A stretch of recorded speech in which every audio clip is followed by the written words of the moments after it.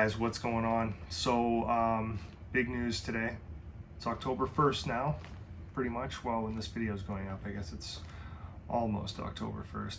Anyway, big news dropped today with the Friday the 13th franchise. As many of you know, Victor Miller and Sean Cunningham of Horror Inc. have been locked in a bitter lawsuit for a very long time that has frustrated a lot of fans like myself over many years now. But today, the appeal that Sean launched when he lost the first time to Victor, basically a couple of years ago now, has finally been ruled on. And turns out, surprise, surprise, Victor Miller wins again. Yeah. So it's basically the same situation we were in like 2 years ago when everybody was pissed off saying, oh, don't appeal it, the same thing's gonna happen, and they did it anyway. Yeah. Anyhow, so here we are 2 years later, and it's finally over. Yay. But the problem is we don't know how it's still gonna play out, because there's a couple ways it could go. Like, Sean could get crazy and try to go to Supreme Court with it, which would be a long shot if they even took the case, apparently, according to Larry Zerner. I know he is a guy I've been following, of course, at Zerner Law on Twitter.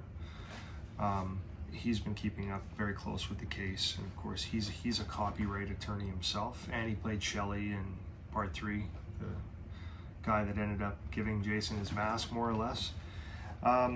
Anyway, actually, I'll read you what he says here, okay? Because there's a few ways this could go. They could try to go to Supreme Court, or obviously they would have to reach some kind of an agreement, right? So I don't know. Anyway, let's see. This is what Larry says. So he's got first, no real surprise here.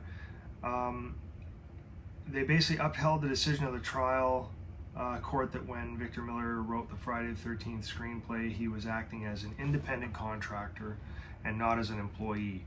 Therefore, the termination of copyright transfer that he filed is effective, and he has successfully reclaimed his rights in the first Friday the 13th screenplay. On appeal, Horror Inc., the company that controls the Friday the 13th rights, made a number of arguments that Miller's WGA membership should have been considered as a factor in determining Miller's employment status. But the court shut out all those arguments. They basically just shot him down. The court correctly, in my humble opinion, this is Larry, held that while union membership has bearing for employment in labor law, it really has no bearing in connection with copyright law. Once the court rejected the arguments based on the WGA membership, it analyzed the CCNV Reed factors, which are used in copyright cases to determine if the author is an independent contractor or employee, and that held Miller was not an employee. So what happens next? Horror Inc. can appeal to the Supreme Court, but there's almost no chance the Supreme Court accepts the case. So in his opinion, he thinks it's a long shot. This should push the parties to make a deal. However, the same issues exist that have existed from the offset. Miller only owns the rights to the first Friday the 13th screenplay. So, and only in the United States. Okay, so he does not own the rights to the adult hockey mask wearing Jason. So no new Friday the 13th movie can be made until the parties can reach a deal over how to split the money from any new movie. Hopefully after 5 years, yes, that's how long it's been, someone will lock Cunningham, Miller, and their lawyers in a room, Saw style, and tell them they can't come out without a deal. That's a good idea, Larry. I like that. But yeah, and then he says, we can only cross our fingers and hope. So we'll see how that goes. I have to wonder how far apart they are. Like some people think Sean's made a massive amount of money. I have no idea if he's made, like 100 million, or if he's made, 20 or 30 million after all is said and done. I have no idea what the studio would take, all these investors and everything. I have no idea, but I guess we could speculate all day. But Yeah, anyway, I thought there was a rumor at one point of Horror Inc. taking on the studio for some reason. I would have to look into that again. I'm not 100% on that.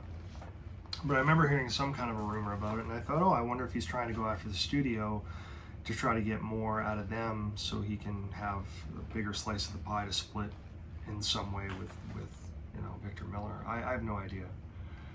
But I have a feeling they are pretty far apart on what they want. I have a feeling Sean wants to offer this and Victor wants, I don't know. I don't know. We can speculate all day. But hopefully they get it worked out. So that is the good news for October 1st. The Friday the 13th lawsuit is over. It's awesome news, but it still doesn't really get us anywhere yet. We really hope they work something out because they're just, they're letting money fly out the window the longer they hold it off, because I'm sure there's a lot of fans out there that are anxious to see a new movie and want to see it get done and want to see more things done with the franchise. As for the game, I still play Friday the 13th the game all the time when I get an opportunity to, and have been since it came out. I got it in 2017. And that it was badly screwed up, of course, by the lawsuit. They couldn't make any new updates to it, like no changes anyway. They weren't allowed to add a tree or anything. So it kind of killed the game a bit. I mean, there's still a decent following. A lot of people do like to play it, but yeah, it's just a bummer it ended that way. And I know a lot of people are going to be thinking, well, lawsuit's over now, they can update it. Well, the game is totally dead that way. There's been 2 developers that have worked on it now, and both have moved on.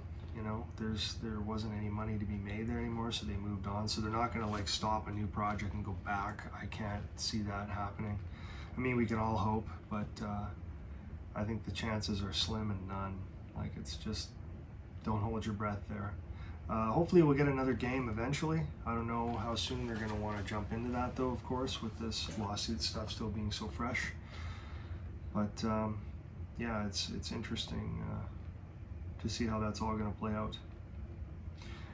Yeah, so that's basically it for that update. I just wanted to get that out there. That's some important big news, and here we are, October 1st. I am going to try to do as much content as I can this month. I've thought of all sorts of different ideas to try and do daily, but I know I'd be biting off more than I can chew. And if I do that, I'm not nearly going to enjoy October as much as I should be. So I'm just going to try to put out as much as I can and stay as active as I can and celebrate the month with all of you. It's our favorite month for most of us.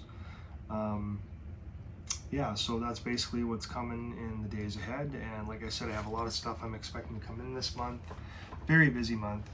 The Fright Rags Halloween Kills line, I heard, has now shipped. There are some people on social media that have already posted, so they must have got their packages quite early, or maybe they live out east, not far from Fright Rags headquarters. I don't know, but I would expect my stuff to come probably next week, because I'm in Canada. Of course, it always is a little bit delayed.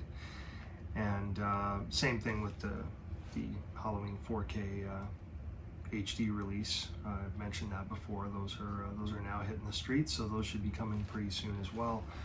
But yeah, there'll be lots of new stuff in October, so I guess watch for it in the coming days. Anyway, that is it for now, guys. So thanks for watching, and we'll see you again for the next one.